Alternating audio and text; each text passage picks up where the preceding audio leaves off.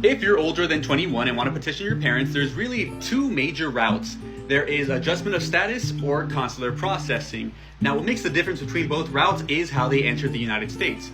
If they entered with a visa, they're doing adjustment of status and can do their green card interview here in the US.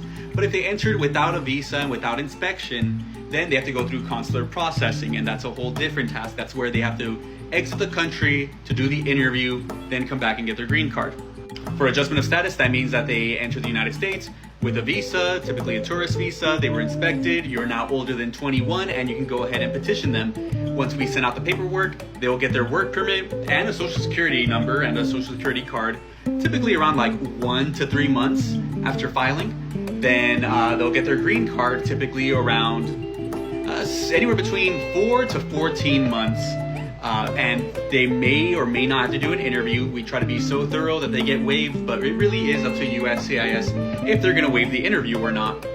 Now, consular processing, that involves them having to exit the US to do the interview and then come back. Now, this is a lengthier process, and because they would be leaving, and if they didn't have any status while they were here, or if they accumulated enough unlawful presence, then that means they have to request a waiver. The waiver takes time as well. So we are trying to waive their unlawful presence, and that would involve them having to do an interview afterwards. And it is, it does get a little scary for people who all they know is the US, or the US is their home now, to have to leave the country. So what do they do there? Well, there are a few exceptions. If they have a family member in the military, they can do parole in place.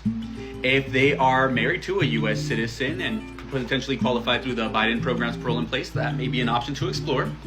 And if they are protected under 245I, like they are grandfathered in, that may also be another option worth exploring. For 245I, you have to have be the beneficiary of an approved or approvable petition before April 30th, 2001. And, if none of those apply, then it really is worth looking into some humanitarian protections. There may be other options left, but for that, please schedule a consultation with an immigration attorney, or just in general someone who can help, but please make sure they're licensed.